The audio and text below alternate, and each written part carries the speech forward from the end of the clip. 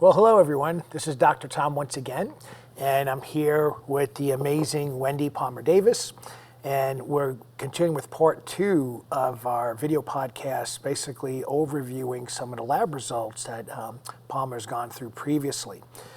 And one of the things we were talking about before the recording is that, people will get the diagnosis of, let's say, cancer. So they first started their journey maybe looking up, what is this type of cancer? What does this even mean? And then at some point, they'll transition to looking at what is the treatment.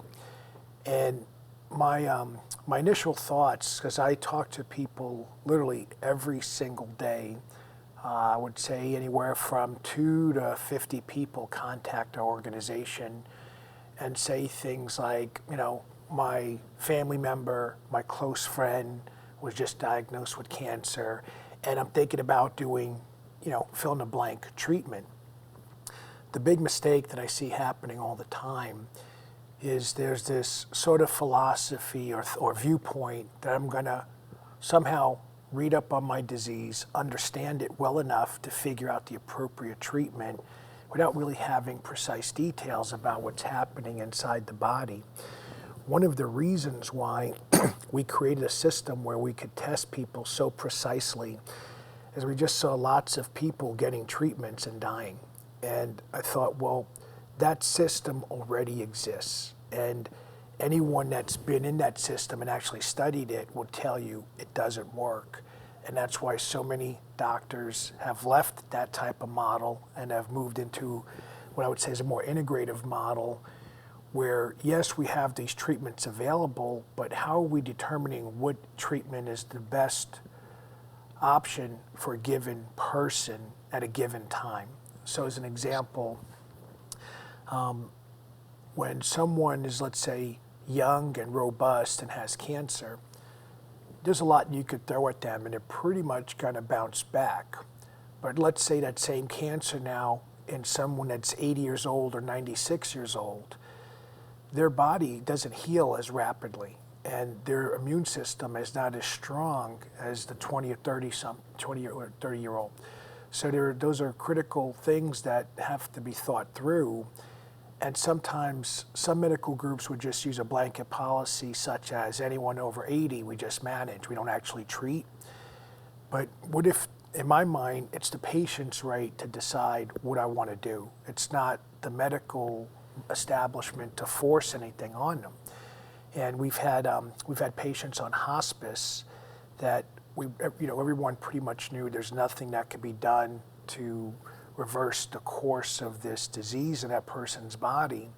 But what we could do is get them more energy and strong enough that they didn't have to spend the rest of their days in a hospital bed. They could actually go out dancing, or in some cases hunting, but basically they could do stuff they enjoy. So however long they're left on this planet, they're enjoying their life. And so, kind of coming back to today's topic, we'll be talking about Vibrant America offers a lab test called a micronutrients panel. And Richard, if you don't mind switching over so that I could pull this up. So the micronutrients, I'm going to shrink it just a smidgen so everybody can see. This is a PDF file of it. It's got different colored nutrients, circles with the nutrient symbols inside. And as I go through this, I'm going to skip over to where it shows the columns here. The reason why we do this panel is because it tells us what's in the serum or liquid portion of someone's blood. And think of the nutrients in the liquid portion. They have not been utilized yet by the cells. Those nutrients that are utilized would be called intracellular nutrients. And you hear a lot of times supplement companies will advertise how well their product is absorbed. And that sounds good, like, hey, more of this stuff gets into someone's blood, but there's some very critical details that are missing. The fact that nutrients get into the blood doesn't really provide what we actually need to get the best results from those nutrients. So as an example, if someone takes a calcium supplement and the serum calcium levels rise dramatically, that tells you the product gets through the GI barrier and gets into the blood. but you don't get an impact on bone density unless that calcium leaves the serum and gets into the bone cells so that the bone cells can produce more calcium matrix. So if it doesn't get into the cell, you usually don't get all the full spectrum of benefits of that nutrient. So we want to know what the intracellular levels are. And so for the cellular levels, we can look at either white blood cells, and in the vibrant panel, the white blood cells really means lymphocytes and neutrophils, or we could look at the red blood cell values. And you'll see sometimes, like, see how it shows here, vitamin A. I'm going to make it a little bit bigger, so hopefully it's easier to see. It says 52.3, and that's the value for this sample. And this is the range, like the low and the high end of the range. Then in this column, you have 4.3, so that's the value for the white blood cell marker or measure. And then the range is 0.90, 17.3. But then see here where this red blood cell, there's nothing there. Different types of nutrients, there may be one cell may be a better method than another cell. So if we were to scroll through this, you'll see like white blood cell for most nutrients, and then you get to a certain nutrient, and then it's the red blood cell only and not the white blood cell. And then you'll see nutrients where there's no red blood cell or white blood cell data. And that's simply because the cellular measurement hasn't been validated yet as being accurate, so there's nothing to report at that point. So the reason why we do this particular panel is it's the best nutritional testing panel I have discovered so far that's available from any lab. It covers the spectrum of, it covers most of your vitamins and minerals. It covers antioxidants, some amino acids, and some fatty acids. So for most people, this is plenty. And then what the lab does to make it convenient, they give you actual values kind of like in a table format. What I have found though is just to look at numbers, it's difficult for people to say, hey, is this good or bad? Right? It's hard to, if you've just seen numbers for the first time, it's kind of like gibberish in a way.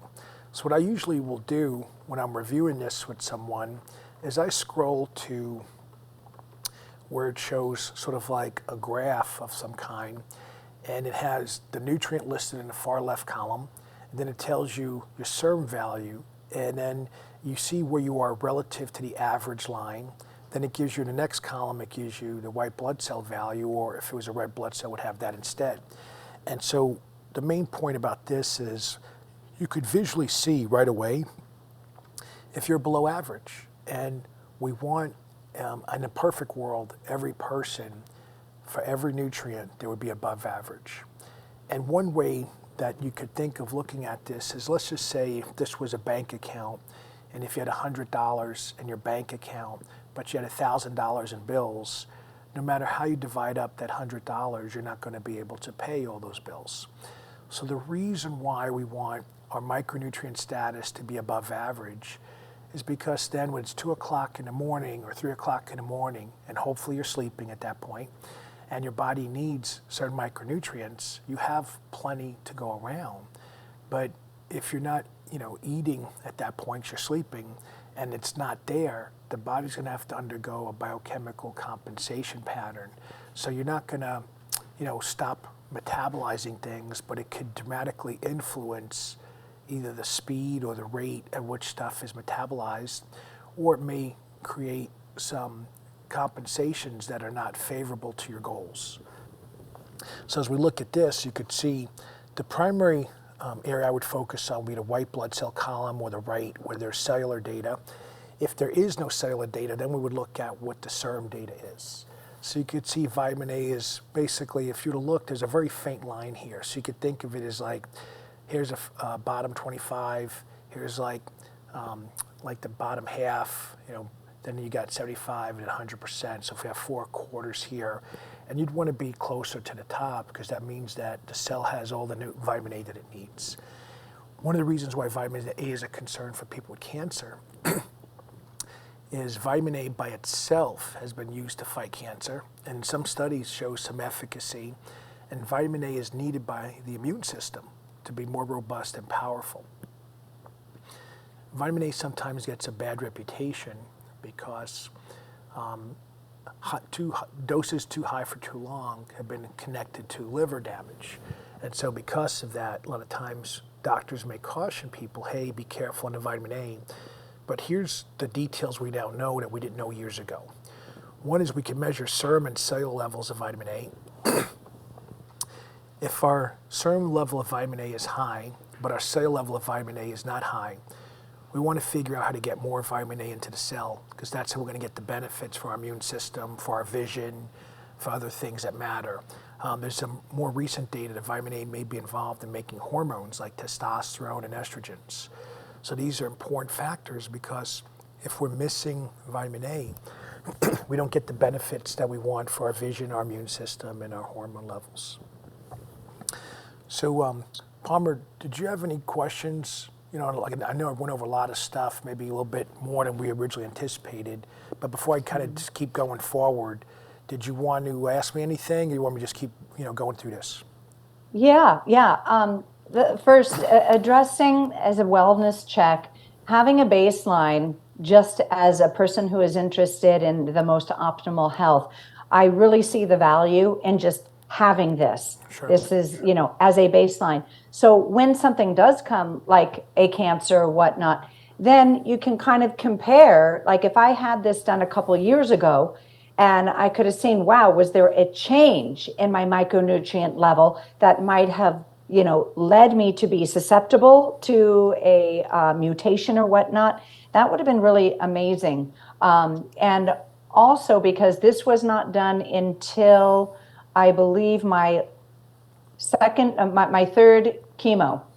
And it would have been very interesting also to see how my vitamins were metabolizing before chemo and after chemo. And then naturally, once I, fully recover, to see, where we go from there.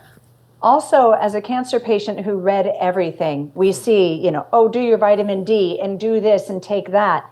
And so you just start throwing things down your mouth, not knowing what your body really needs. Mm-hmm. And so it's illuminating and exciting to know, okay, now I don't have to spend $5,000 on every single vitamin.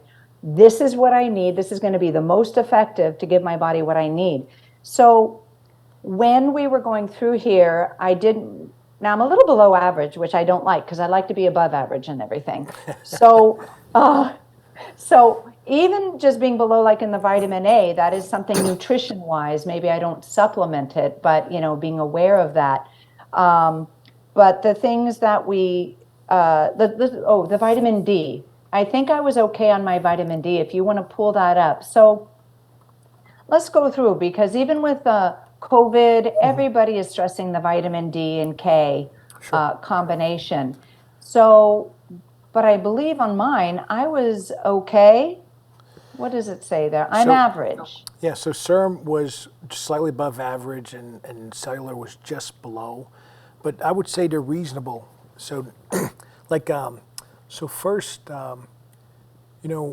if we're looking at health from a systems perspective, two things that are always ignored but are critical for assessing any system.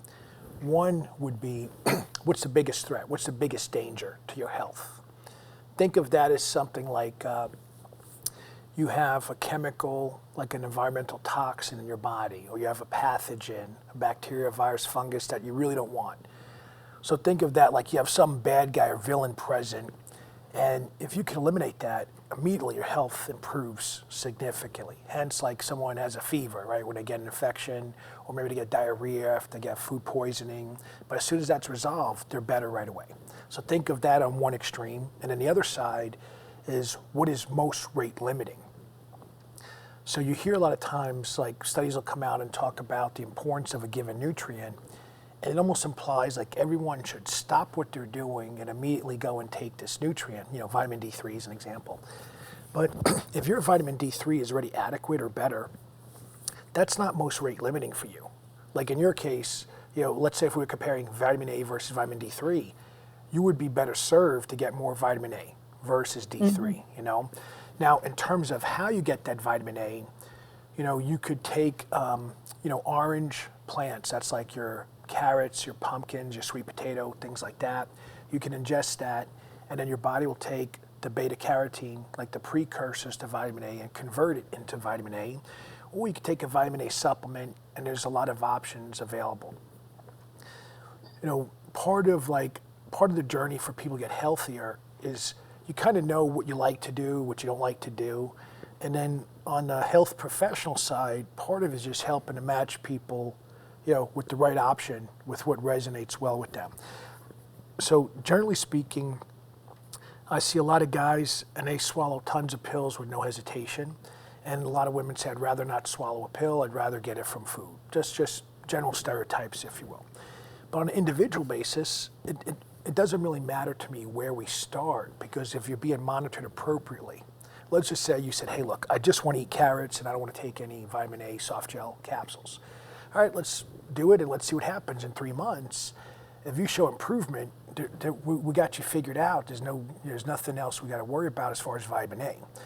But if, let's say, it goes down, well, now we have to consider, okay, is that really the best option for you? And maybe we should look at a soft gel, or look at a different strategy to get some vitamin A.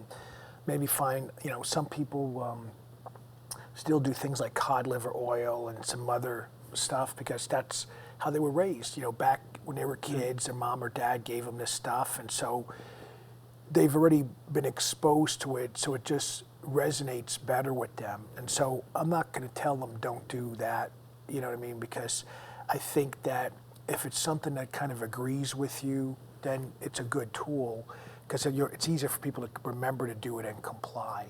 And That is true. yeah, one of the challenges with a lot of this stuff is that you got to do it every day. And, you know, if you did something like, you know, well, I did it 10 times in the last month, 10 out of 30 may not be enough to have impact, right? You might still be where you were, and then you're stuck with, okay, what do I do from here? Got it. One of the things about, you know, this particular panel, so let's just kind of go through, let's see. I'm scrolling through to show you, let's see, if there's something that really, okay, so see like B6, your B6 levels will lower. So that would be something we would say that would be more of a critical factor for you than D3. But in all your reading, you know, how often would you see, hey, take B6 for immune system, or B6 for, usually like you hear about B6 for heart disease or homocysteine or something else more with metabolism. But here's like a little trivial pursuit detail is that every cell in our body needs every nutrient. We don't really hear nutrition explained that way. You typically hear like, you know, vitamin A for your eyes and vitamin D for your bones and calcium for your bones. You hear stuff like that. But we already know from animal studies, if you make an animal deficient in any nutrient, you're going to see widespread ramifications on hormones, immune system, et cetera, et cetera. So in that regard, every immune cell needs every nutrient, but you never hear it explained that way, right? You wouldn't think, oh, my immune system is being held back because of vitamin B6 as an example. Yeah, the whole package. Sure. Yeah. And then as we go through this, so B12, one of the things I just want to point out is a lot of times when a patient is diagnosed with cancer, one of the things that I hear a lot is every time they go, well, I'm tired or I have pain or something, like any kind of symptom, they'll tell me, oh, my doctor said that's normal for someone who has cancer. And that could very well be true. But there's also the possibility maybe they're tired because there's a nutrient that's low. So from one perspective would be, well, what if we just eliminated, what if we found every nutrient that's low and made sure that person has enough of those nutrients? What you see across the board, their energy gets better. And the disease may not change, but so, because think of it as we can affect molecules at the molecular level first. It takes time to get to the cellular level, and it takes a little more time to get to the tissue level. So you're not gonna like take something and see an instant impact on the size of a tumor because it takes time to get there. But we can improve the, let's say, levels of B12, and immediately you can make ATP and you can have more energy. And those are the things that could be very important for people to feel like I'm going in the right direction, you know, instead of just wondering what's happening. Yeah, so many people going through the chemo think that it's expected to be tired and have a lot of side effects. And I personally didn't subscribe to that theory. So I was very active all through my chemo, and I was very fortunate that I had a more mild dose than others. But I really believe that being physically active, of course, it's a roller coaster from, you get the chemo and you're great, and then you go down and like that. But the more I was able to be active, it kept my mind healthy. It gave me purpose and hope. And as we get into the exercise with oxygen, even though I was only doing regular exercise, I still believe that was at least mentally, but helping fight, the cancer. Sure. So So, we'll touch more about exercise a little more yes. specifically, but just kind of going through this just to kind of refresh your memory a little bit. See where K1 is on the low Mm-hmm. end. K1 is an important nutrient for fighting cancer. You almost never really hear about that. We measured K2 as well. It's also on the low side. And why does this stuff matter? Well, if your cells don't have the specific nutrients that they're missing, it's kind of like the equivalent of, your car needs gas and you're putting more oil in it. Like you don't get any credit for putting the wrong, liquid in the vehicle. And cells are even more precise than our automobile engines are. And so this is why these little details matter. Now, Mm-hmm. see where calcium is, that's down, that's kind of low as well.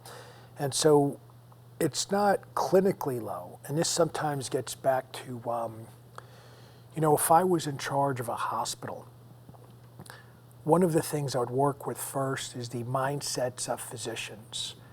Many physicians are taught, don't do any harm. And that makes sense. We're put on this, like if you're a healthcare professional, you're put here basically, or you're licensed or whatever the state, requirements are. You work and help other people. You're not there to harm them. But what happens though, making that statement, do no harm, like the number one type thing in your mind, it creates a very fear-based approach.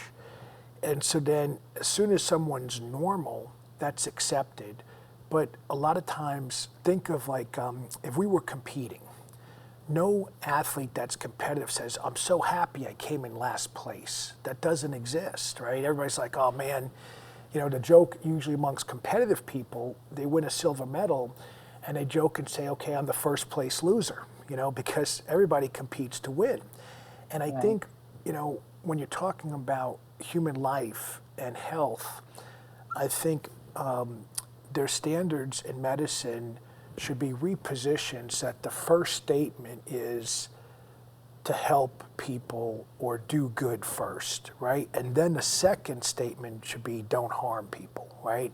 And the point then is the priority is to win, and then make sure what we're doing isn't harmful. But what happens right now, things like surgery, that's extremely invasive. People die from surgeries, yet that's treated very nonchalantly. Many surgeries are worse than third-degree burns, and doctors treat that dismissively because they've accepted, what happens. Chemotherapy and radiation, they can be very dangerous. That's why they have to be done by competent, licensed professionals. And there's a lot that can be done to minimize the side effects from that. But that's totally ignored right now because the assumption is, well, I'll just manage it with more drugs, as opposed to saying, well, how do we enhance the effectiveness? So I'm working on a book right now just about foods people should be eating when they're diagnosed with cancer relative to their treatments. That's totally ignored right now. No one's told, hey, if you're doing radiation, eat some raspberries. Now someone else can make the argument, well, just eat raspberries all the time and it won't matter if you're doing radiation or not. And that's a valid, criticism. But there's special things that if patients were told what to do, you would have better results with less like side effects or symptoms. And so, That's what I found going into and only because I did all of my own research. And as we've discussed before, you read everything and then you get one source that says eat this, another source that contradicts it. So then you always have to go a third or a fourth. And I just do, well, the majority wins. Sure. So that's how I did with food. My oncologist, eat the bok choy and tomatoes. And he gave me a little list, and that was nice.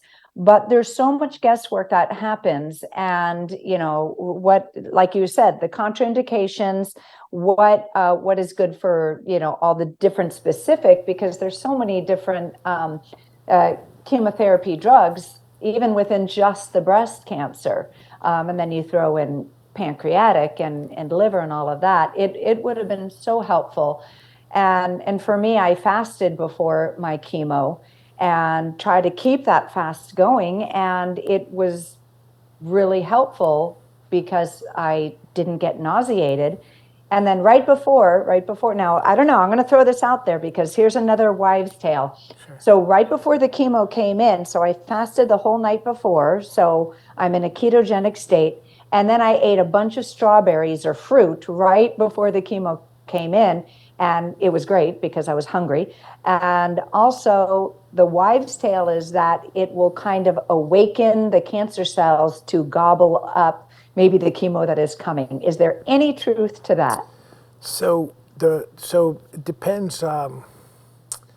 There's a couple of challenging aspects to that. So first, I think it's strategic to fast before chemo. What's not clearly defined is a length of time to fast before chemo. Like, do you fast an hour? Do you fast 6 hours? How long? And then after chemo, in terms of, forget about like a food, just in terms of the fasting window, it seems that if you were to be slightly fasted and exercise after chemo, that there might be an enhancement of the chemotherapy on killing cancer. So let's just say that's what I did. I went to hot yoga and pumped iron after my chemo workouts. So I think, in a perfect world, like we would have for each person, we would measure their natural killer cells and their cytotoxic T lymphocytes. These are the special cells that kill cancer. And let's say we would do it, let's say for you, under different conditions. And then I would be able to say, hey, hot yoga gives you the highest increases in your cells that fight cancer. So now let's strategize and let's look at what gives us the best results. And it might be something like you wake up, you do your hot yoga, maybe eat a meal, then you're fasted, and then you do chemo, and then you do another hot yoga, and then you fasted. So my point is, we're leveraging what we call patient-specific data to make our recommendations. And so would say, here's what's good for you. Now, someone else, maybe an elliptical or rowing machine gives them a better result. And on as far as the what we learned about movements that stimulate cells, it's got to be stressful, so it can't be too casual. And the stress, there's a number of factors that determine stress. There's the psychological, there's the emotional, and there's then the sort of physical. What happens is, let's say if you lift weights every day and you get really strong, at a certain point, it's not as stressful lifting heavy weights anymore because your body's kind of like mentally you're comfortable with it. Right. So, but maybe changing the exercise selection may now make it stressful again to get that immune response. Yeah. Now, as far as like the foods that could eat, we now know that certain polyphenols, certain components, so resveratrol and other polyphenols from strawberries and other foods, grapes, they definitely appear to be synergistic with certain chemotherapeutics, meaning the drugs work better. How much you need or don't need, could food provide enough or not? It's not really clear. So it's better to have it versus not have it. But is the dose optimal? One of the challenges with food is there's no guarantee, that the nutrient is in the food. That's why the usual encouragement is to eat a wide range of different foods. So the idea is something good here compensates for the something missing here kind of thing. In terms of does the strawberries help awaken the cancer cells to take up? I don't know. I'd have to say I don't know. I don't know of any convincing data that makes that Yeah. happen. But what I would say is that I think that things like so for if I was, let's say, approaching this say more scientific, what I would first look at the type of cancer someone has. Then I would look at if there's any genetic details about their cancer, and I would look at if there's been any proteomics, any proteins that the tumor has expressed.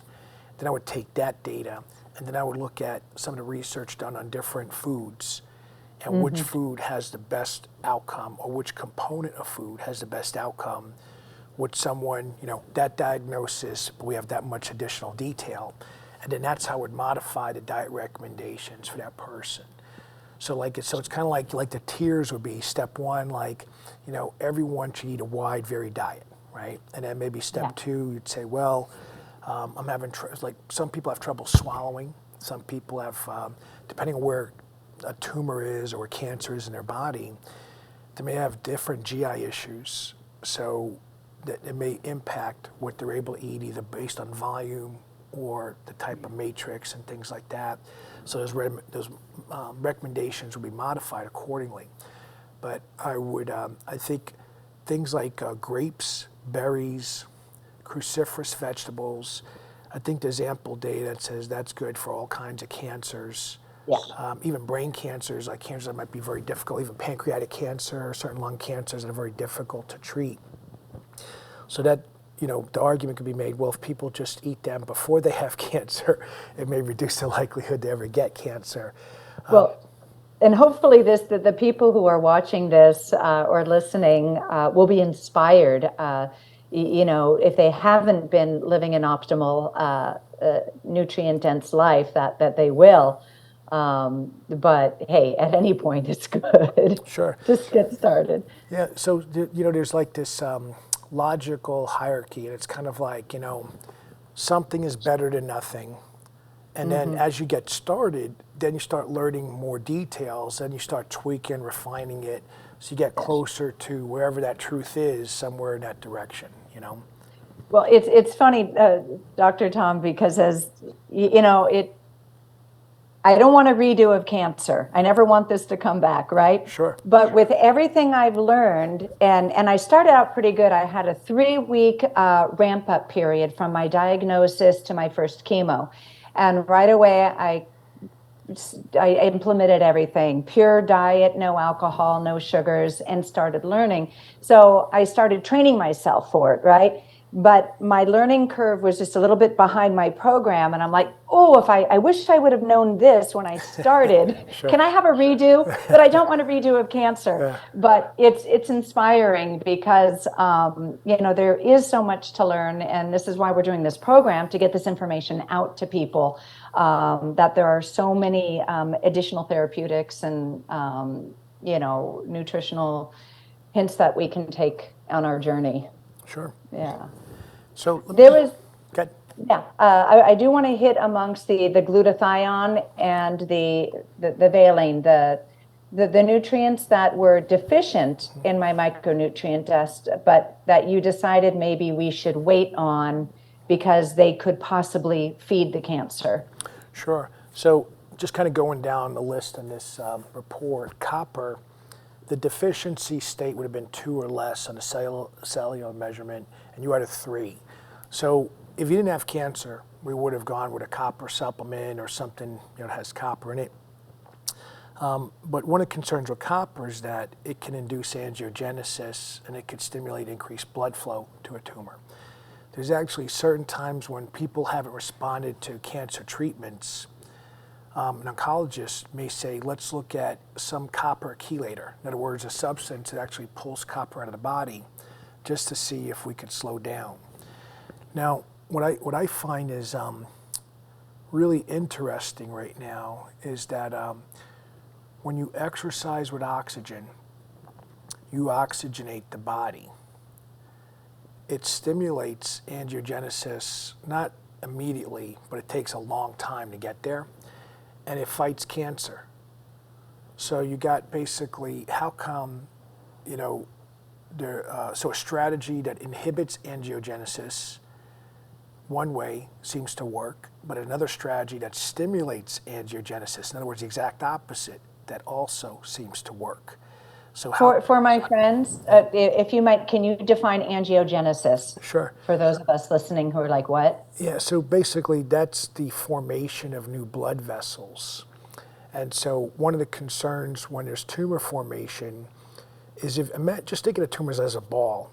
And the way the tumor grows, it grows outward, right? So the material inside, basically, it runs out of energy and it's starving. And so then there's blood vessels being created for the outside of the tumor so it can bring in more nutrients and continue to grow and expand. Wow. And then in terms of the composition, like what's inside that tumor, years ago we thought it was all cancer cells. And then we learned it's not all cancer cells. There's a lot of different types of cancer cells that might all be like breast cancer, but they're different types of breast cancer mutations, if you will. Yeah. And now we know there's a lot of different organisms that are in tumors. So there's basically a tumor microbiome. And this is more recent discovery, and it's hopefully going to change the way that we treat cancer, because it seems like there were some very visionary Italian physicians. So these are doctors from Italy. And they had a theory that cancer in many ways is like a fungus. And they developed these sort of antifungal strategies. They got relatively good outcomes with their patients. Now, the problem is that we don't have enough data to know, is that like a local thing? Like, is there something unique about the type of cancers they were treating or the patient population they were working with? Other groups weren't able to necessarily reproduce those outcomes. So this is where maybe if more funds were allocated to understanding the differences between the patient or the subjects in the different types of studies, they would have found probably a difference in organisms. And maybe that could explain why some groups respond better than others. But I think going forward, we're going to start seeing that instead of just labs taking a biopsy and doing genetic testing of the cancer cells, they're going to start doing genetic testing, they're going to do proteomic testing, we're looking at protein production from those cancer cells, and they're going to look at the microbiome and then come up with a protocol that's more patient specific versus the diagnosis specific. Yeah, that's what I always found interesting is me and a 70-year-old woman who have never exercised, and we're on the same protocol and we're giving the same advice. And I'm like, yeah, but do you know who I am? What about me? And that I was craving that personalized protocol. Sure. So yeah, you're right on that one. Yeah, well, plus, the amount of information that's coming out is increasing exponentially. So on the one hand, think of it like if you needed, let's say your house was 50 years old, right? And you got to repair a lot of damage around that house just because of time. You might get like a general contractor to oversee all these other people to come in and fix everything, but it would be kind of unrealistic to expect like one person to fix everything. It would just take them too long, right, or too costly or some other thing. But now when we're sick and we go see a doctor, we kind of expect that one doctor to fix everything. And it's probably not realistic, but we're not really educated by that. Like when we see the doctors, they don't always tell us like, here's what I could do to help you, but you need all this other work done as well. And what I'm seeing right now is, the way medical school trains future physicians, it's already outdated. Like as a simple example, if you have a bacteria in your stomach or your intestines somewhere, that could lead to you having joint pain. But if you see an orthopedist says, okay, your knee's hurting you, let me x-ray your knee, let me MRI the knee, let me do a physical assessment of the knee. But an orthopedist is not expected to look inside your stomach, right? That just would seem too far removed. So we're seeing now there's these newer concepts called chemical mimicry and physiological crosstalk. They're basically fancy ways of saying everything in the body is connected. And so despite the fact that we know everything in the body is connected, we don't really have a way in medicine to figure all these things out. So typically then patients look for someone trained in functional medicine or integrative medicine. Right. But then the limitation you run in those sort of circles is really, has a doctor seen a case like this before? Because that's how they would have experience knowing what to do. But Right. that assumes that everyone's the same. And what we already know is that every person is different. And so this is some of the challenges right now. We know everyone's different, but how do we figure out how to navigate all this information to recommend a precise thing for them? I just saw the other day, we had someone come in, and they're from New Zealand, and they think they have COVID, or at least a vaccine-related, COVID vaccine-related complications. They're like, okay, what testing have you had done? Nothing. Okay, what makes you think you've had this problem? Well, it happened right after I got, my vaccine or booster or something like that. Okay, that might make sense. You just had something done, then the symptoms started. But when I was talking with him, he's telling me all the treatments friends from around the world recommended. None of them test anything. They read other stuff online and then share the recommendations. Yeah. They like, this is, sometimes everyone has good intentions. Like you want to help someone, read this, check this out. But, health is a little bit more complicated than trying how food tastes in a restaurant. Like if I said, hey, I went to this restaurant, the food's really good, you should try it. There's no real harm to you. But when we're talking about like a medical diagnosis and trying to resolve it, things are a little more complicated than trying different foods. And there's that disconnect about the complexity. Like sometimes people think I'll just try it and somehow find something that works. And my experience is that doesn't usually pan out long term. It may modulate things. So as an example, getting back to your lab results, your chromium level is kind of on the low side of the range. And what you hear a lot of times is, well, avoid carbohydrates if you have cancer, because carbohydrates provide sugar and sugar can feed cancer. But what's ignored in those statements is like, well, what about all the chemicals that occur in plants that kill cancer? How are you getting those if you're not eating those foods? And then what if the reason why your sugars are running high is because you're missing a mineral required to metabolize those sugars? So these are the details that, if no one knows, they could be making decisions based on missing or incomplete data, right? So they're kind of going in the wrong direction. And so like in your case, you could see the iron level in the red blood cell now, not a white blood cell, is right up there. Like 117 would be, and above would be high. You're at 114.7. I'm finally above average. Yeah, we all want to make sure is that like there's no iron in your supplementation regimen, because you don't want this to be too high. Right. One thing I left out, typically the serum levels are viewed as like an instant snapshot in time, like how long has this level been at that point? Whereas the red blood cell levels we view as, okay, it is about a 2 to 3 month average. And then the white blood cell levels, we view that as roughly a year. Now we make those statements based on how long we expect those specific cells to be in circulation of the human body.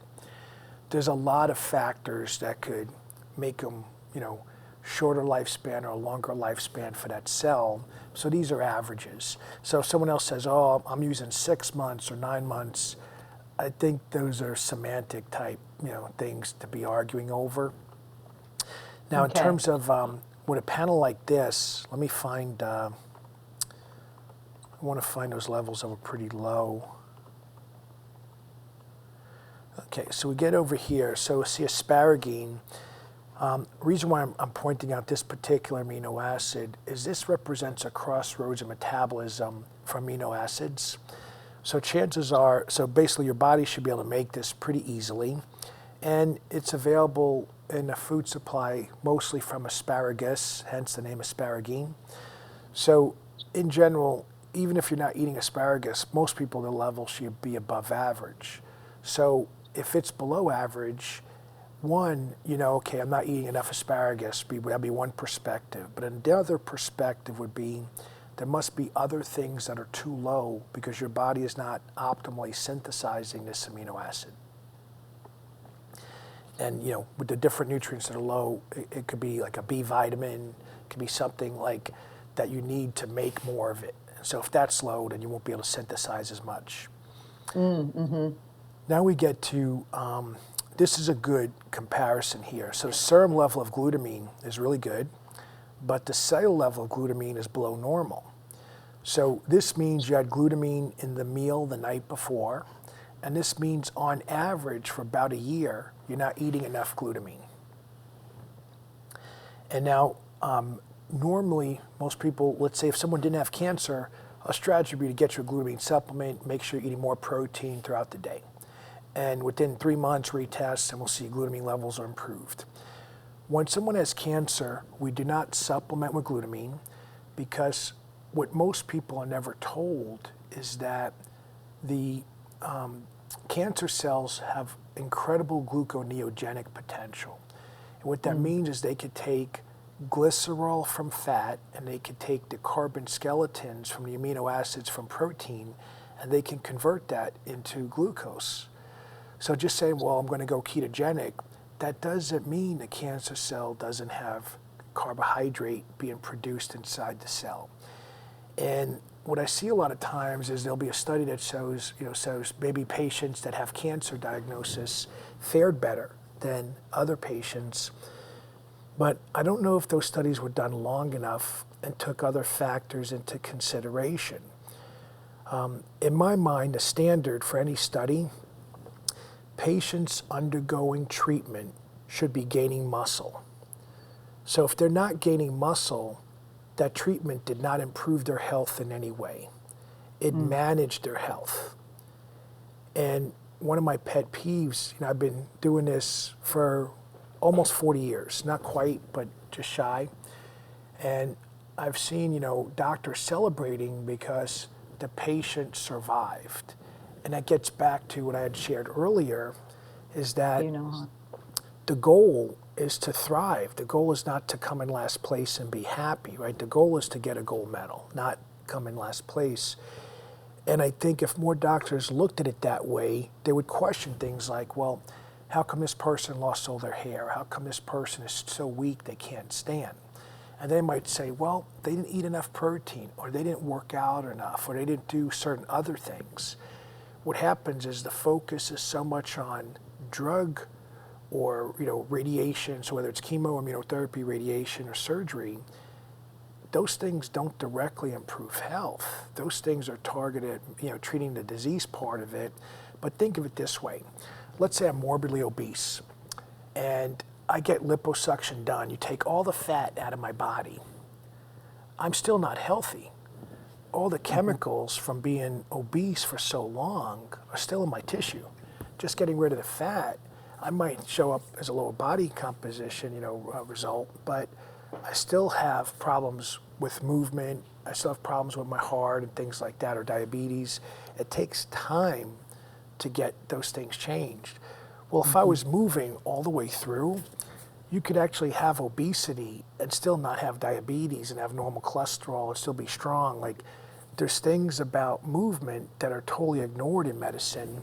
And as you can see, I'm a big proponent of exercising and moving with any disease, not just cancer.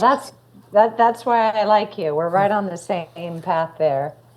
So with that, going back to the glutamine, yep. Yeah, at what point then, because if I'm low in it, and let's say it's been low for a year, and I've been fighting this cancer, obviously it's a slow growing one. I've been fighting it probably for maybe even 10 years. So at what point, when I have no evidence of disease, do I begin supplementing again? Or how will we tackle that one? So your protein intake should roughly be 1 gram per pound of body weight and divided throughout the day. So let's say like I'm 140. Yeah, so 140 grams, you might say, okay, so one strategy would be 5 small meals a day, 30 grams per meal. So there's 150. And you might say, okay, I'll cut back to 25 grams, but some simple strategy like that. And that would be every 2.5 to 3 hours. Now, for people that are doing, say, intermittent fasting or something like that, That's my question, because Yeah. I try not to eat before 10 or 11 a.m. Yeah, so I would reverse that. And so here's so what you don't want to do is eat big meals or eat a lot of calories before going to bed. Because Right. then you don't have a way to use that energy, if you will. That's more likely to be stored and hence more likely to feed cancer. What you want to do is basically take in energy and use it, because if it doesn't go to fat, it's probably not going to cancer. If it's going to working muscle, then you don't have a way like that it could feed the cancer. And one of the really basic things that's ignored throughout medicine is that how do you starve a cancer cell that's guaranteed? Just move more. If you're exercising, where does the blood go? It goes to the working muscle. The body shunts it from everywhere else. So in other words, your brain and heart still going to get, your internal organs that need it, still going to get blood. But you're going to get a greater amount of blood delivered to the areas that are working. And so what you want to do is you wake up, you eat something, and then something small, and then you work out. In other words, you want to work out as close to waking up as possible, because that gets your immune system boosted for the day. It also helps regulate your sleep cycle. Many people undergoing different treatments have trouble sleeping, and what they're never told is that your muscle regulates sleep through the production of myokines. So, in a traditional medical model, patients are given, sleep agents, stuff to help you sleep, and that certainly can help some people. But another way is, if you train really hard in the morning, you'll be sleepy at night. I mean, Yeah. it may not be day one, it may take a few days, but eventually you'll get there. And then that's a natural way to get your rhythm back with sleeping. And then I would start your fast earlier in the day. In other words, so instead of just shift it. So instead of I'm fasting in the morning, I would eat earlier and then just stop eating sooner. In other words, let's say stop eating at 3 o'clock or 4 o'clock. Oh, that is so hard for me. I Yeah. know. But what happens then is more energy. Well, then just be more strategy. So usually what happens is this: if you're hungry later in the day, what does that mean? You didn't get enough early in the day? Exactly. That's exactly. You already know the answer. You already know. So that I know, means, and then it's habit, and yeah, you're sitting, that's the yeah, downtime, and sure. it's habitual. Well, I'll tell you. So it's. I could tell you that it's a challenge for many people. So, for example, you wake up and either most of the people we see, they're dealing with things like taking their kids to school, so they're rushing to get them on time, or they're working out, or they're going to work, right? But they got something happening in the mornings. It's not like they got no responsibility at all. And then by the time they get to settle down, it's usually dinner time when they stop moving or running around, and so then that's typically their biggest meal. But then you would say, okay, what are you going to do to get rid of that excess energy? And so then I would say, if that's, let's say, the lifestyle you have, one way of enhancing it is then plan to walk or do something after dinner at some point. Not immediately after, because you want to at least start digestion without competition for blood flow with activity, but get some movement in afterwards. So lots of people will do like a walk at 8 o'clock or 9 o'clock. So in other words, instead of watching TV, they go for a walk as a couple, and they use that time to bond and connect. Yeah, yeah. Question with the sources of protein, because other things that you hear, and I'm trying to bring up things that I've read and people talk about, is when fighting cancer, don't eat any meat versus a plant-based vegetarian, and then the sources of meat. I mean, obviously I'm going for grass-fed and organic. But there is that side of me, because so much it is like, oh, you have to be vegan and go raw and only juice, right? But the body needs the protein. Sure. So first, in terms of can meat cause cancer or not? And we'll just say for that statement or question, rather, let's go with red meat. So it'd be like your beef, your veal. I'm trying to think what else would fall into that. That would be things like elk, wild boar, buffalo, bison, deer, all that kind of stuff be considered like a red meat. And there's probably something I missed, but it's all I can think of right now. Those things, as long as it's not blackened, so You don't want burnt meat. So what definitely causes cancer is any animal flesh product that's burnt. So it doesn't matter if it's chicken, duck, fish, it doesn't matter what kind of animal. If it's burnt, it changes the chemical structure of the protein, and that can cause cancer. So it's not like you have one, piece of black meat and you get cancer the next day. It takes a lot of it over many years. But a lot of the initial studies done, they didn't distinguish between like consumption of blackened meats or burnt meats and regular, let's say regular cooked meat. So they would lump it all together, and then you would see this relationship. Now, in terms of, should you do a vegan diet? Because people read stuff online. We see lots of patients that were vegans that get cancer. And why is that? Because the assumption is that it's food that caused the cancer. And what I can tell you across the board, what we're seeing is when we do, wide spectrum testing of people, every single person we have tested so far that has cancer that we've done environmental toxins on, we find 3-6 different chemicals in their body that these chemicals do not occur in nature. They were manufactured by humans, somehow got into the environment, whether they were dumped or whether they leaked out or was some other contamination of some kind that gets in the food supply. And then we see mycotoxins and sometimes heavy metals. So if you have these sort of chemical threats, it doesn't matter how good or clean your diet is or how good or clean your life is as far as exercise and sleep. It's a constant threat to damaging your DNA. And if it's not addressed, like if you don't even know you have this, you'll eventually get cancer because it's too powerful. And so what we hear a lot of times, people say, I've been exercising my whole life and I've been eating a really good, clean diet. How did I get cancer? And, what I remind them is that you cannot protect against something you don't know is happening, right? Think of it like the guy that's got like a blocked artery near his heart. He's not addressing anything with that. So let's fast forward a little bit to some other stuff here. One was the valine, and the valine it's a branched chain amino acid that's critical for helping basically skeletal muscle protein metabolism. Too much of it, though, has been linked to diabetes. And so when I look here and I see things like isoleucines on the low end, valines a little low, and leucine's okay, what I would just look at, okay, well then how are we distributing your protein intake throughout the day? Because all three occur together, and you can see your valine could be a little better, but it's definitely not deficient, Now, why would we not give you valine as a supplement? Because there's some data linked that valine directly may exacerbate breast cancer.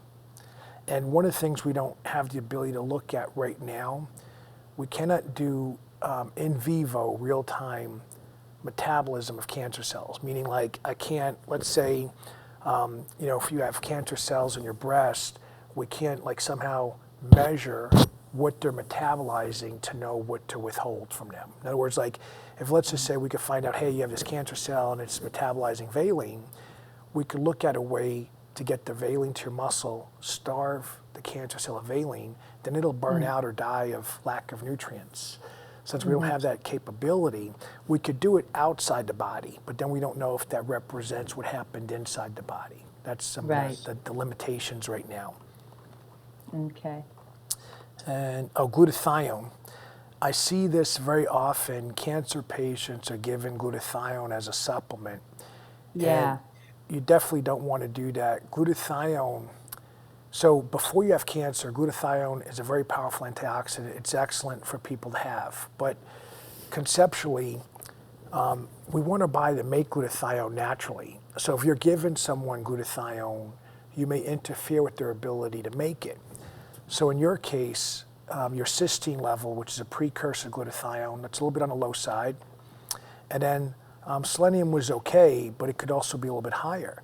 So if we just build up your cysteine and your selenium levels, that'll help your body make more glutathione. And it allows your body to position it where it needs to be. Now, if we give patients glutathione that have cancer, you run the risk the cancer cells will take the glutathione and then become more resistant to chemotherapy. Right. Okay. And that's one of the things we want to avoid is increasing resistance to the treatment.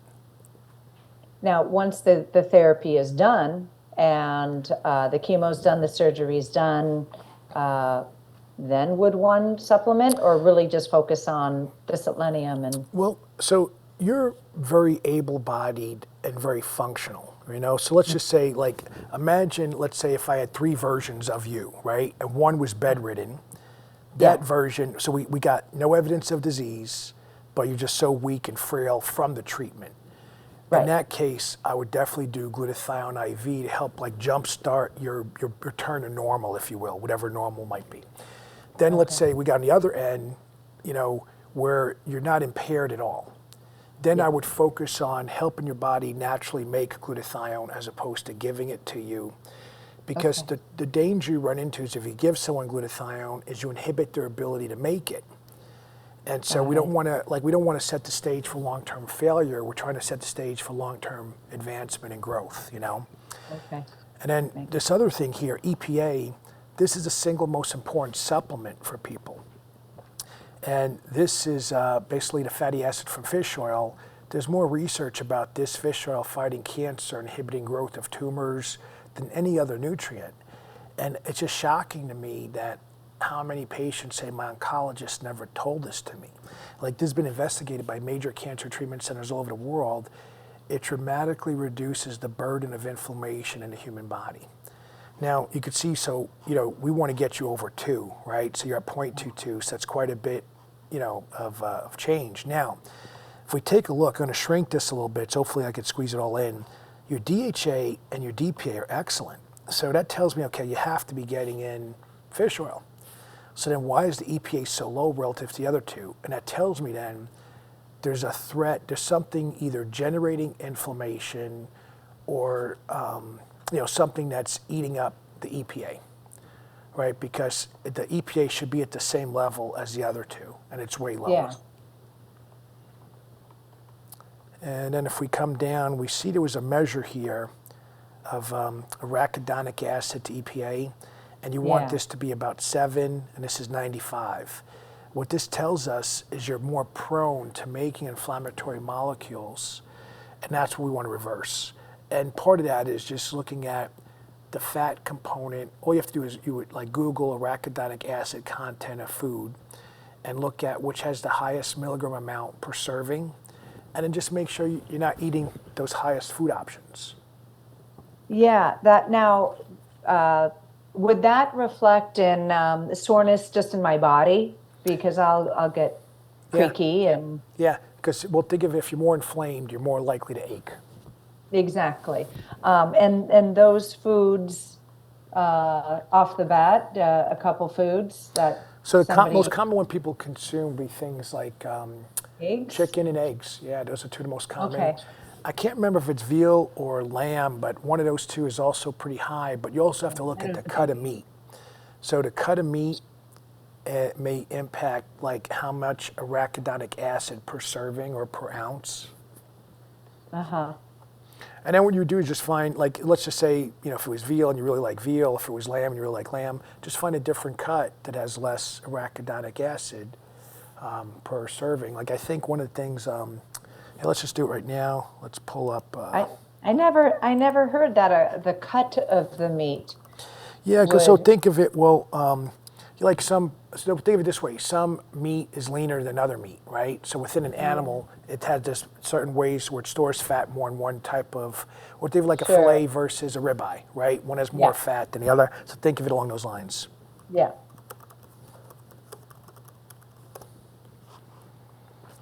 And so, let's see here, say what foods are highest in arachidonic acid. So meat, poultry, eggs, fish, and dairy foods, as shown in table 1. So let me see, this is an article in Biomed Central. Now that makes it challenging because I'm supposed to increase my intake of protein and then now I got to decrease the eggs and the chicken. It's like, Well, so what I did is I just typed in something and I typed in arachidonic acid content of foods. And then this is food sources of arachidonic acid, and this is percent of the total arachidonic acid intake. This is a little bit trickier. What I would rather see, let me see if we go, I really want something that has the milligram amounts. So let's see.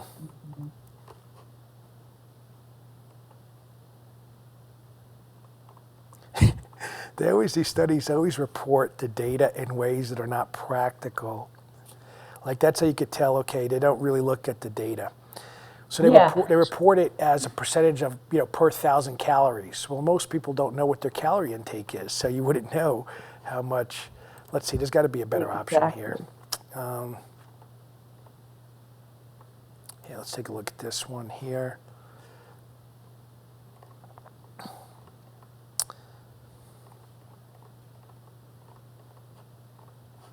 I gotta love all these ads.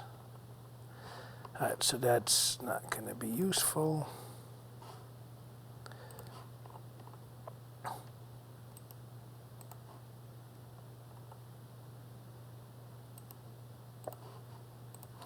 All right, so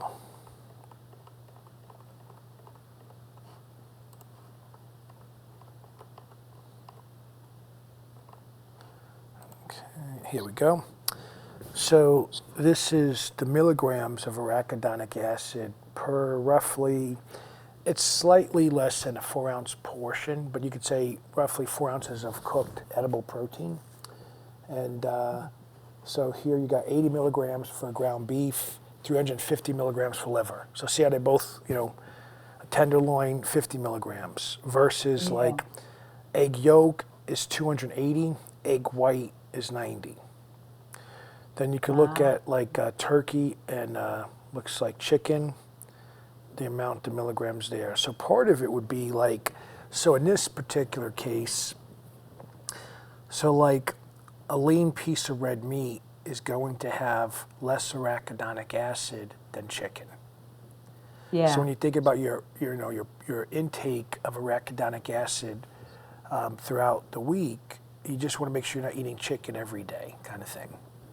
Yeah, I've cut back quite a bit on the chicken, and I eat my eggs whole with the yolk just for all the nutrients in the yolk. Yep. But maybe I don't do that all the time. Actually, but I've just cut down. I still eat the whole egg. I've just cut down on how many eggs I eat now. Yeah, so I think eating the whole egg is still a good idea.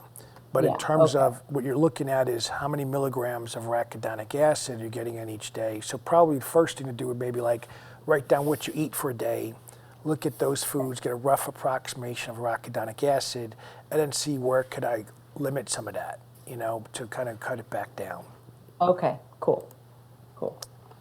And then the rest of this report goes into things like if something's low, how does that impact you? Yeah. So I know earlier we talked about like exercise with oxygen and things like that. And so some basic rules would be if you're dealing with cancer, you want to move every day. You want to move for at least 15 to 30 minutes, ideally every morning, and if possible, every evening or afternoon. And the reason why that matters is it helps to get rid of unused glucose in the blood, right? If the working muscle takes up the sugar in the blood, well, now you don't have to worry about sugar going to cancer. That makes sense. Yeah, and then why do we do exercise with oxygen? Because the oxygen gets the blood levels, so the oxygen from outside the body. Let me see if I could show you. Let's see. And while you're looking at that, how much more percentage? I mean, it's like you're getting an exponential more benefit having the oxygen with almost less effort. Well, so when you're breathing in oxygen, let's say at 76% or higher, it creates a passive concentration gradient. So basically, oxygen gets into you, gets to every cell of your body, and it does it with minimal effort. And Yes. so what's nice about that is you can do some really cool things. And what I want to show you guys is, let's see. Okay, so this is an example of you have a man and a woman doing exercise with oxygen therapy. So basically, they have a tube connected to a bag. The bag is where the oxygen is stored. And so you see at the very bottom in the back, there's these little kind of beigeish brown looking generators that takes room air and concentrates it. So the concentrated oxygen goes into the bag. Now people would say, why don't you just breathe from the concentrator? Well, the reason is when you're exercising, your intake is 60 milliliters or more, or 60 liters or more per minute rather. So you can take in quite a bit of oxygen. The output of the machine is only 10 at max. So you need 6 machines to equal what you're taking in. So the reason why you have it go to the bag is you're staging it so that now you could breathe as much as you want and there's plenty of oxygen there ready for you. And what we have is we have the bags hooked in series. So that way if you run out of one bag, you just pull in from another bag and it just keeps everything flowing smoothly. The reason why you want to do the oxygen is it increases the concentration of oxygen in the blood enough so you can do more work. That extra work stimulates the immune system more strongly and induces bigger responses in the immune system. So in other words, you have more immune cells in circulation killing cancer. And to give an example, here's a slide that shows, if you're breathing in room air, see how it says 142? Just one 15-minute session, it goes up to 208. Now that's only a difference of 66, but what you don't see is this is per microliter, and that means you would time this times 27,000. So that's a huge increase. And the next slide is even better, 950 to 2225. So this is basically showing you that you could more than double your cells that fight cancer in just 15 minutes breathing in oxygen. Now, a lot of times people say, what about hyperbaric oxygen? It's not even close. Think of it, hyperbaric oxygen, you're forcing it and there's no movement. Most machines don't allow you to move at all. So this is less expensive, produces a much better result, and at the end, you're leaner and stronger and all that, and you think more clearly. You don't have that with hyperbaric. Well, I have to tell you, and to people listening, we don't live in Scottsdale. We're not right next door to Dr. Tom. So my husband and I invested in a machine, an oxygen compressor, and bags ourselves. My husband is addicted. So it's like, no, I have the cancer. Go away. It's my turn. So it's our new habit. I wake up and he's like, turn on the machine. I turn it on and it fills up and it's ready for me right after this. It's my turn to go on it. But it's, as I was researching, it also said that, because basically you're opening up the capillaries, and it is also good for peripheral neuropathy for anybody, who has had neuropathy during chemo, or I have a little bit from some toe surgery. So not only am I helping my killer cells and my lymphocytes, but gosh, it could help me in all other, my inflammation and neuropathy and all, the exercise with oxygen is covering like all these different bases. Sure. Let me show you here. I'll switch over to the computer. And so this is an example of, let me see if I pull this up, if I could show the whole, you gotta love all these. It's probably better just go back over here. So this first sort of slide here, let me see, it looks like it's showing my PowerPoint slide, and it should be showing my, let's see here, should be showing my, let me get into this, should be showing, there we go, that's it. All right, so once you look at the top where it shows this capillary, and it shows like red blood cells flow into the capillary, and then underneath it, let me see here. This shows like a dysfunctional capillary. What the exercise with oxygen does really well is it puts more oxygen in each cell, and then it expands the ability of the oxygen to penetrate into the tissue more deeply. So you get basically more nutrient delivery with exercise with oxygen you could without the oxygen. And then it has this kind of like effect of washing away inflammation, fatigue metabolites. So think of it as the inflammatory stuff doesn't stay trapped in the tissue, it's washed away. So people report less pain, and people find they don't get as sore when they add, so we'd have them lift weights and then do the exercise with oxygen after lifting weights, and they don't get as sore. So they're able to do more work without, the muscle soreness holding them back. Now, can I, because I do it on a bike, and what if I did weightlifting with just some basic stuff with the oxygen mask on? You can do it. We've had it. I found it difficult to get a good rhythm. So the way you want to breathe in through your nose and out through your mouth. And the challenge we'd have, let's say like if you're doing dumbbell curls or presses or something, it was hard to get into a rhythm and keep that for 15 minutes with lifting weights. Got it. So it's not that you can't do it. I think practically when we were testing people, a lot of people say, my breathing keeps, like I get disconnected from breathing the way I should while I'm working out. So we found that it was just easier to do something like an elliptical or a stationary bike or something more rhythmic, where you could kind of like go on autopilot and you're just moving the way you're supposed to move without thinking too much. And then it was easier for them to focus on breathing and things like that. That makes sense. Is there a maximum amount of time that one should be exercising with the oxygen? So far, we don't know of it. I mean, keep in mind, it's like the longest, so practically you're going to run out of the oxygen in the bag, so you're going to be limited that way. So most people probably, they're not going to get past 30 minutes. Because our max is about 30 minutes, 20 to 30. And that's fine. Okay. Now, as people become more advanced, we'll play with the percent of oxygen, but that's probably something for another time because it's a little more complicated. Yeah.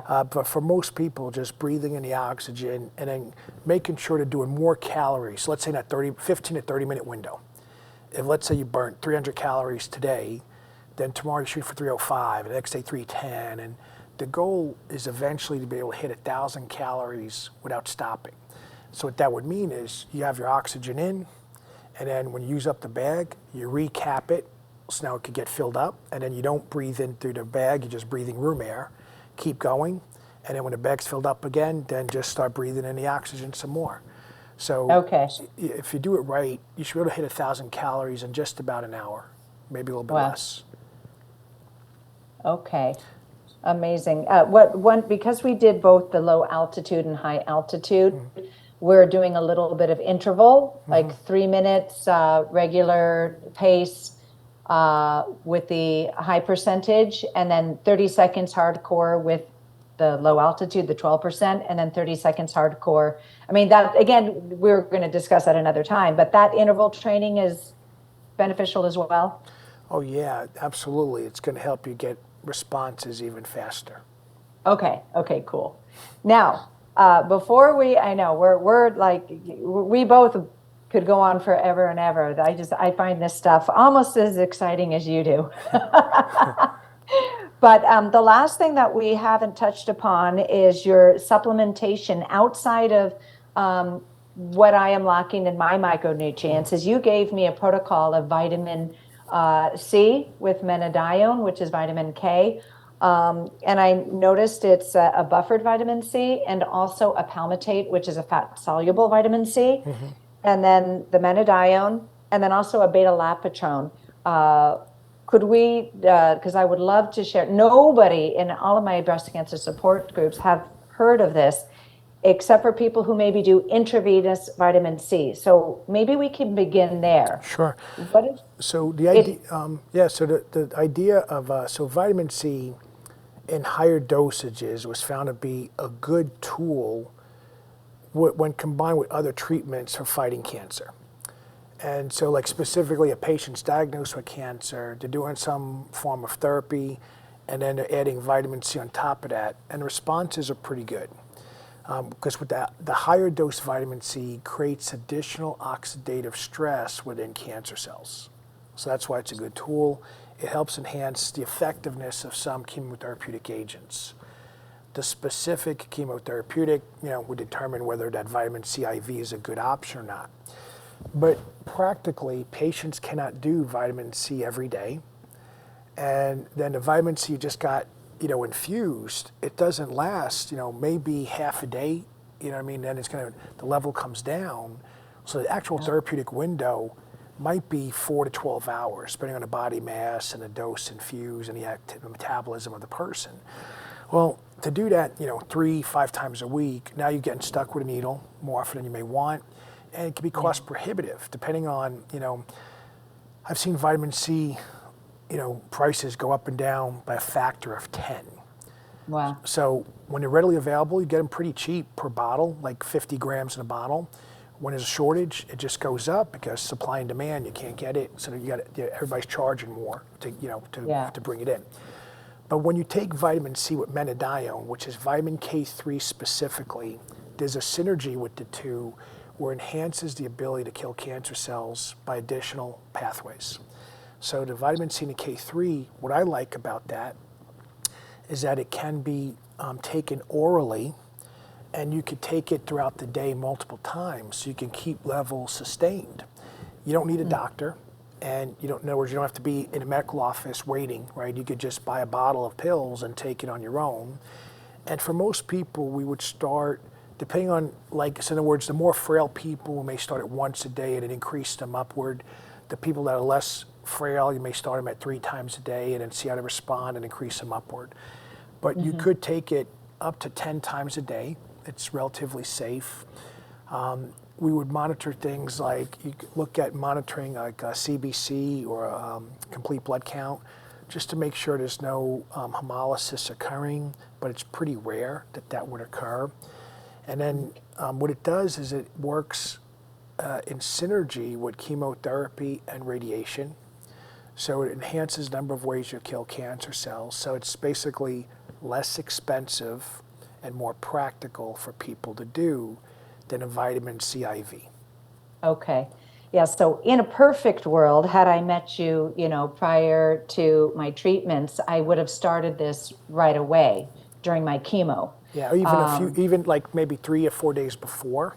Yeah. So think of it as, and one of the things it does is it kills cancer in the cytoplasm. In other words, you have a cancer cell, and this is hitting the cytoplasm, and it's hitting the mitochondria, where most of the chemotherapeutics work on the nucleus of the cancer cell.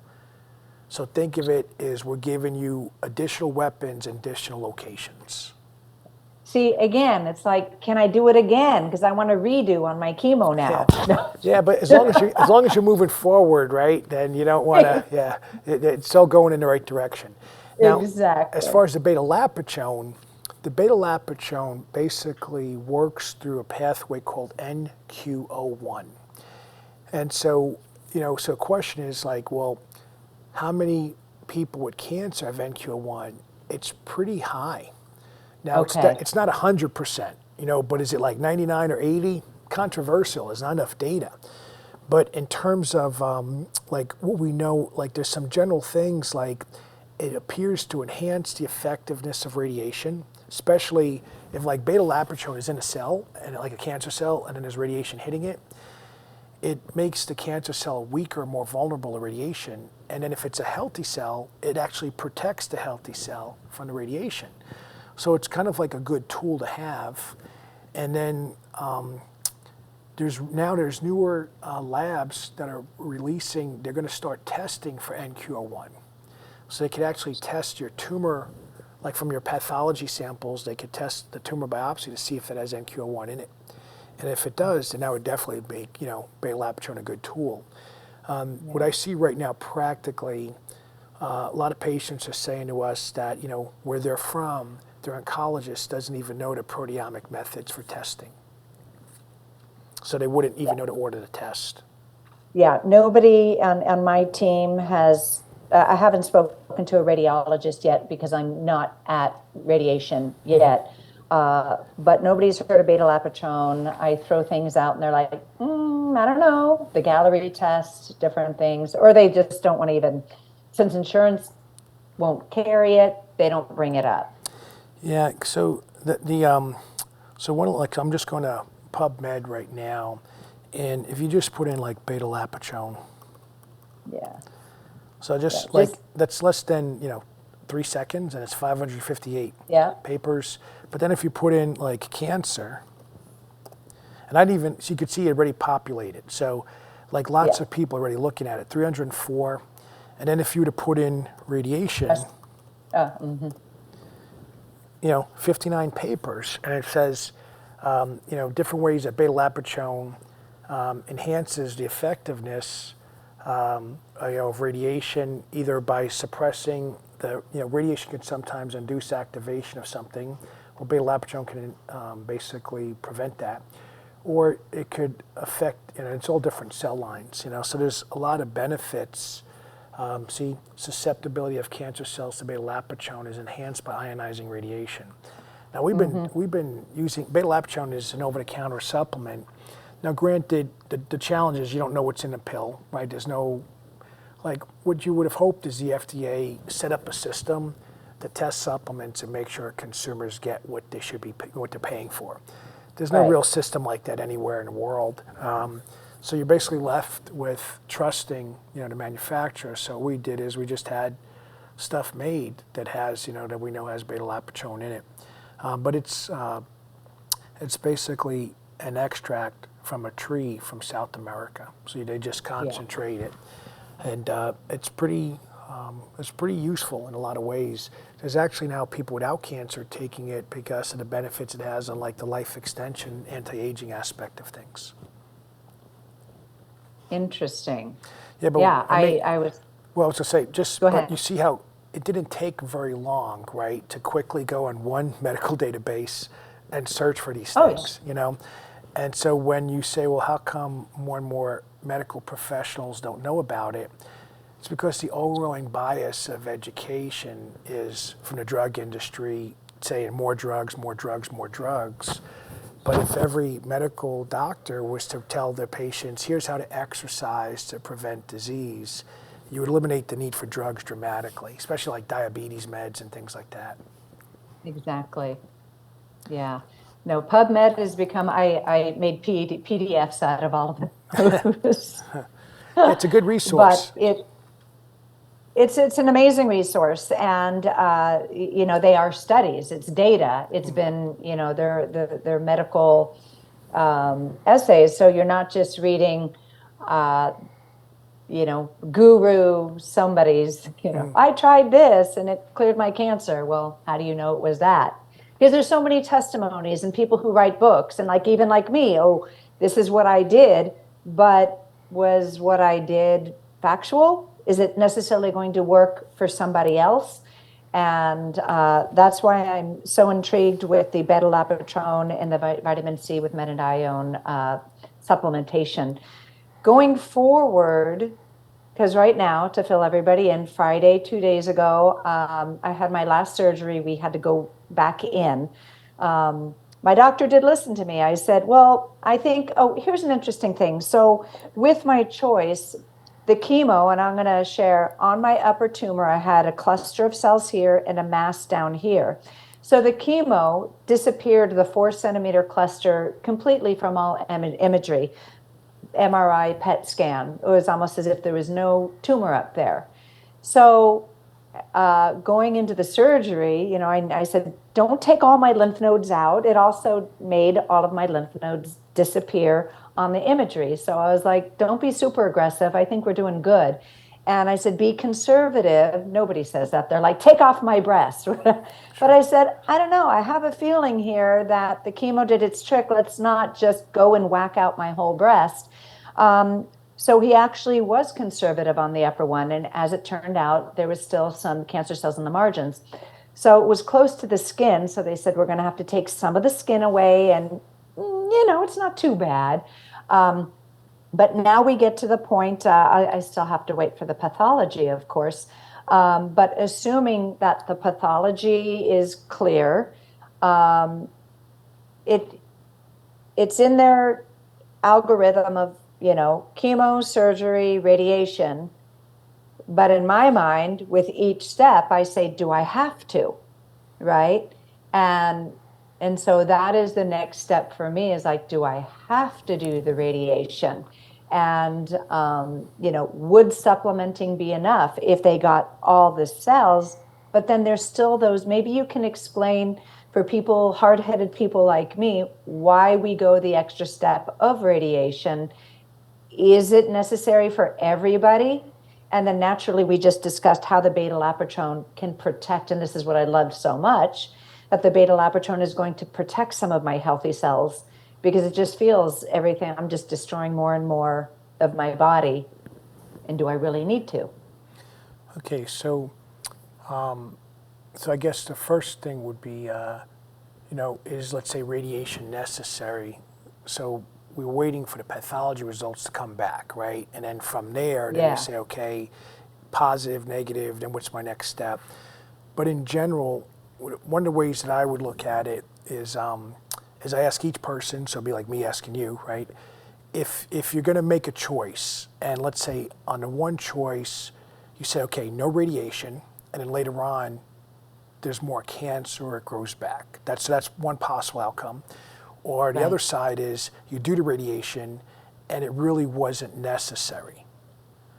Where would you want to be? Well, if you did some radiation, your skin could get red, may burn.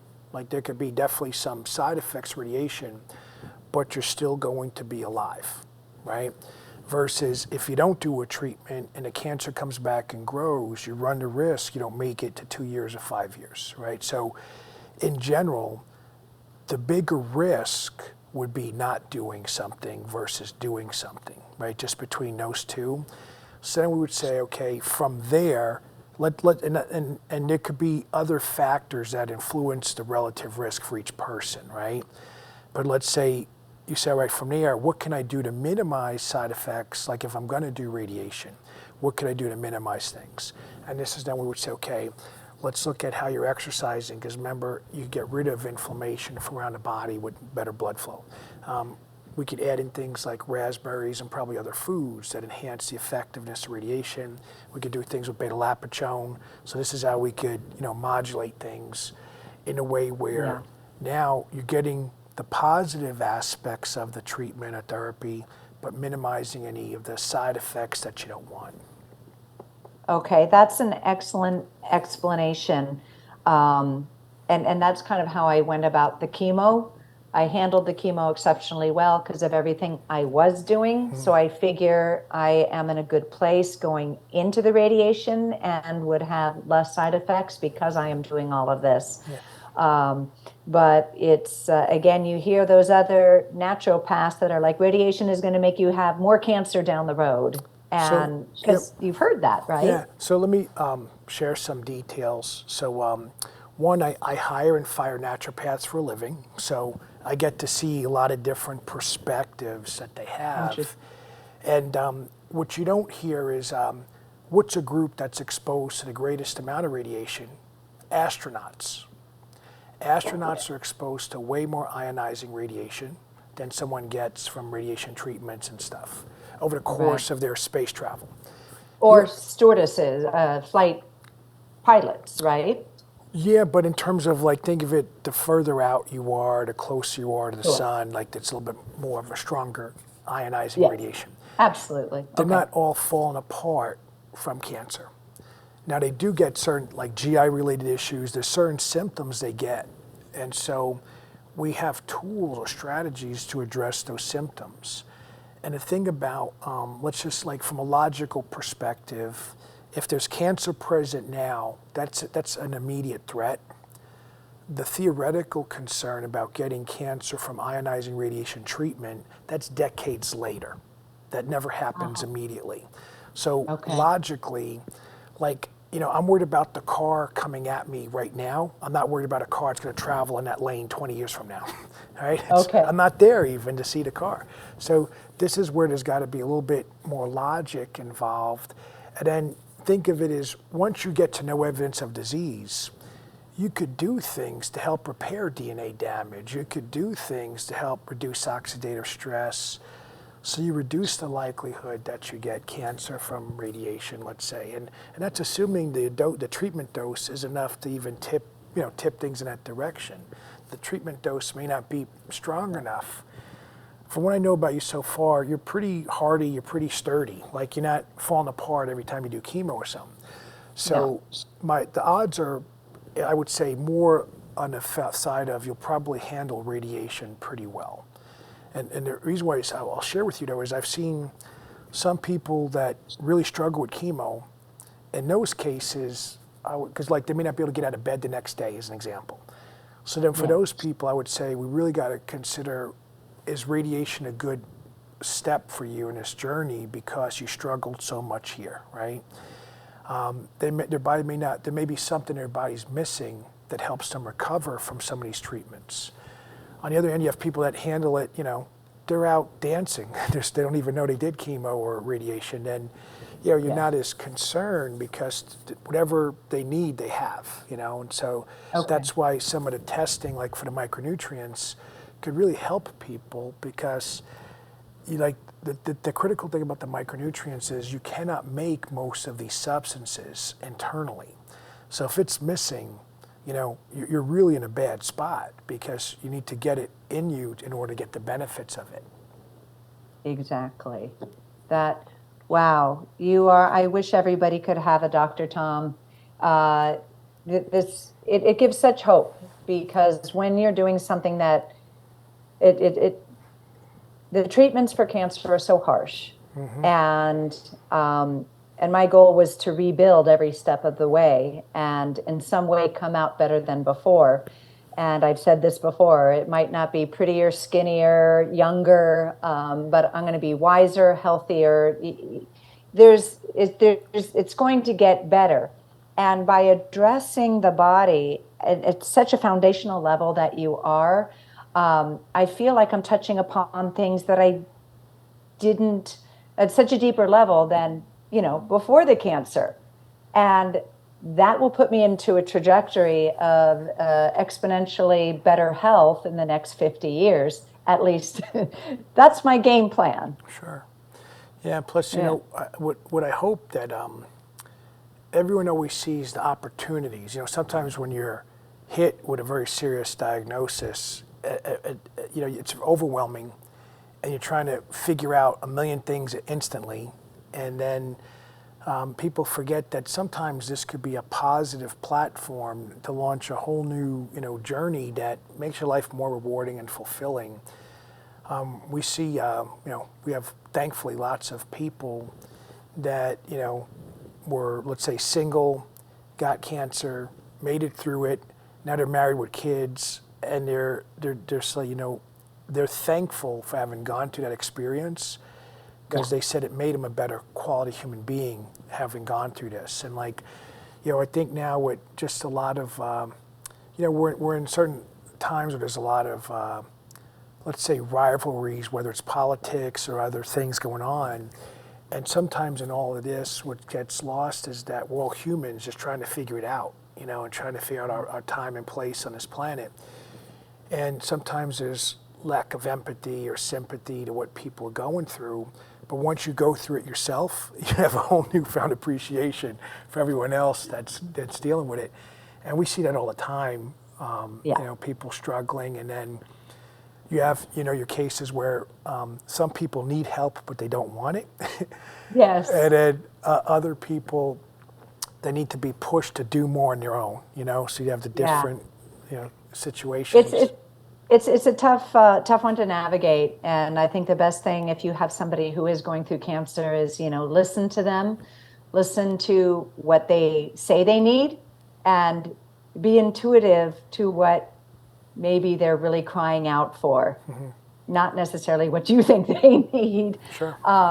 But as much as nobody wants cancer, I wouldn't trade the new perspective or the deepened perspective it's given me by any stretch. And the community and the divisive culture that is out there, the community I have built of my breast cancer sisters and people who have come together have been truly so all-inclusive and all-forgiving and nurturing. And it's been I've taken that into my outside world, into my teaching and my clients. And for that, absolutely, I'm eternally grateful. Oh, that's good. It's very positive. Hey, you got if you're going to go through all of this, you got to get something out of it, right? That's right. Well, thank you so much. Oh, it's my pleasure. And thank you for letting me share your information with everyone. And hopefully this can help other women and, or even maybe their husbands, trying to figure out what's going on. Because it's sometimes, it's challenging for everyone, going through this stuff. Absolutely. Well, you've been a great team partner for my husband and I, and he's been taking everything, all of the steps I've taken, he's done with me, and we're both coming out stronger. So thank you so much, Dr. Tom. You're welcome. You have a wonderful rest of your day, and we'll be in touch soon. All right, you got it. Thank you. Bye-bye. Bye-bye.